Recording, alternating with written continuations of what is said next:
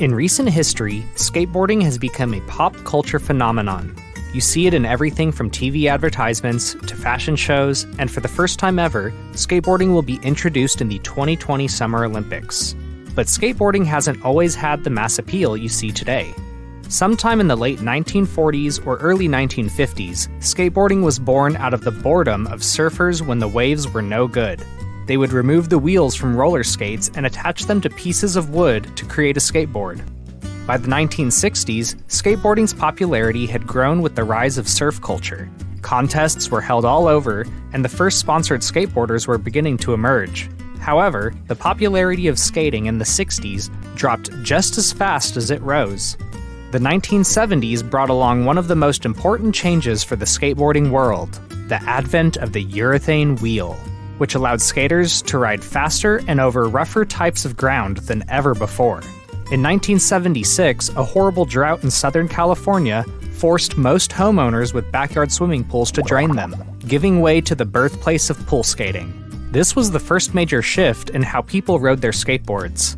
No longer were they limited to the abysmal flat grounds of parking lots and sidewalks.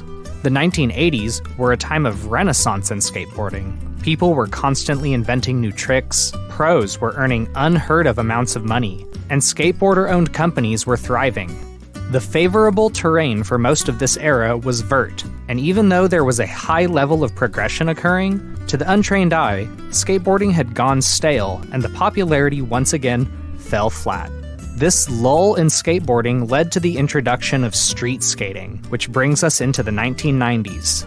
Skating during this era was at its most raw. Skaters took to the streets to find new terrain, abandoning traditional skate parks for something that felt more natural and could be done anywhere by anyone.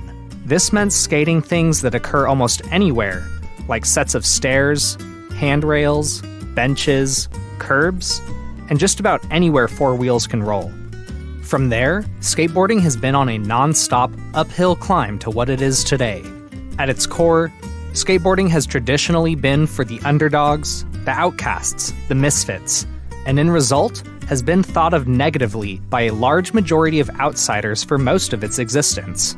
But now, with generations of young adults who grew up with skateboarding and the exposure at an all-time high, the future of skateboarding is looking bright.